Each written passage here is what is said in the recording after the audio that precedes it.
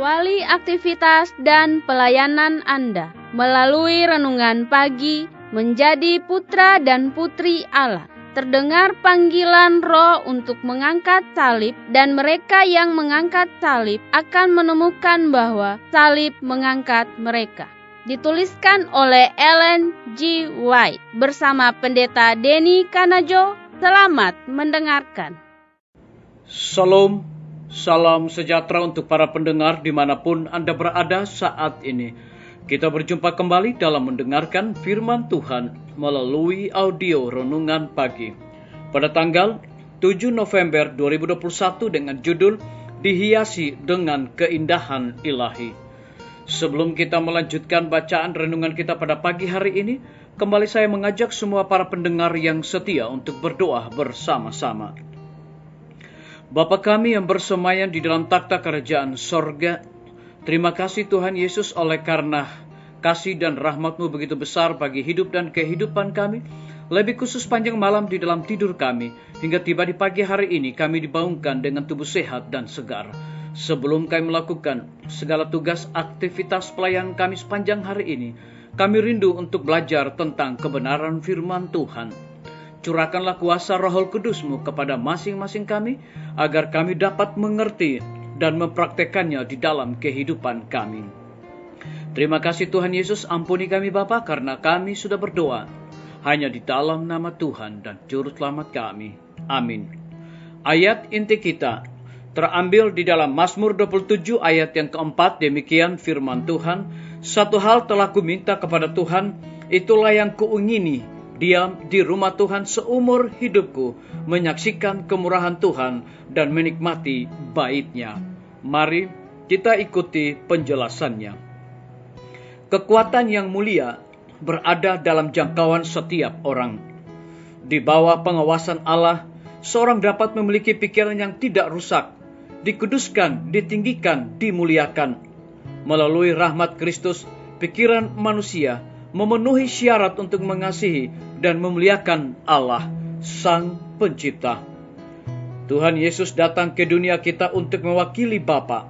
Kristus adalah gambar nyata dari pribadi Bapanya, dan Dia datang ke dunia kita untuk memulihkan dalam diri manusia gambaran moral Allah. Agar manusia itu walaupun jatuh, dapat melalui kepatuhan terhadap perintah-perintah Allah, dimeteraikan dengan gambar dan karakter ilahi. Tuhan ingin anak-anak menjadi cantik, bukan dengan perhiasan buatan, tetapi dengan keindahan karakter, pesona, kebaikan, dan kasih sayang yang akan membuat hati mereka terikat dengan sukacita dan kebahagiaan.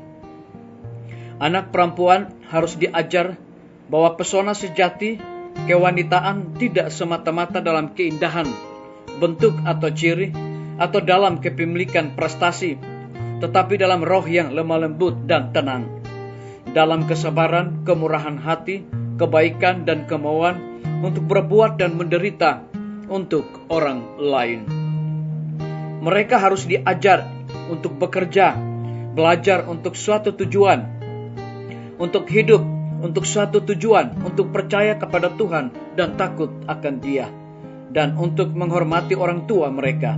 Kemudian ketika mereka berkembang dalam beberapa tahun, mereka akan tumbuh lebih berpikiran murni, mandiri, dan dikasihi. Tidak mungkin menjatuhkan wanita seperti itu. Dia akan lepas dari godaan dan cobaan yang telah menghancurkan banyak orang. Kristus diutus sebagai teladan kita, dan tidakkah kita akan menunjukkan bahwa kita memiliki semua kasih dan kebaikan serta pesonanya? Dan kasih Yesus Kristus akan menguasai karakter dan hidup kita, dan percakapan kita akan menjadi kudus, dan kita akan memikirkan hal-hal surgawi. Biarlah bacaan renungan kita saat ini akan menjadi berkat bagi kita semua. Mari kita tunduk kepala dan berdoa. Bapa kami yang bersemayam di dalam takhta kerajaan sorga, terima kasih Tuhan Yesus oleh karena kebenaran firman Tuhan. melalui audio renungan pagi pada saat ini memberikan satu semangat dan motivasi dan sukacita bagi kehidupan kami, lebih khusus kami semua para pendengar yang setia, dan memberikan satu penekanan penting bagi pertumbuhan iman kami. Tuhan ingin anak-anak menjadi cantik bukan dengan perhiasan buatan, tetapi dengan keindahan karakter, pesona, kebaikan, dan kasih sayang yang akan membuat hati mereka terikat dengan sukacita dan kebahagiaan. Terpujilah nama Tuhan. Pada pagi hari ini hamba berdoa untuk pemerintah kami. Tuhan memberkati Bapak Presiden bersama dengan Wakil Presiden, para menteri dan seluruh stafnya, Bapak Gubernur bersama dengan wakil, Bapak Wali Kota bersama wakil, Bapak Bupati bersama wakil, camat dan seluruh stafnya, Kepala Desa, Lurah, RT, RW, dimanapun mereka berada saat ini Tuhan. Mereka sangat membutuhkan pertolongan dan kuasa Tuhan.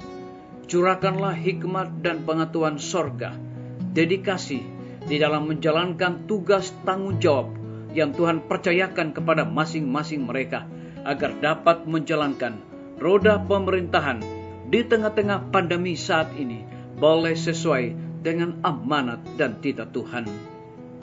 Kami berdoa untuk para tim medis. Tuhan berkati dokter, perawat, bidan, dan semua para pekerja kesehatan yang ada di setiap rumah sakit, bahkan puskesmas yang ada di Indonesia.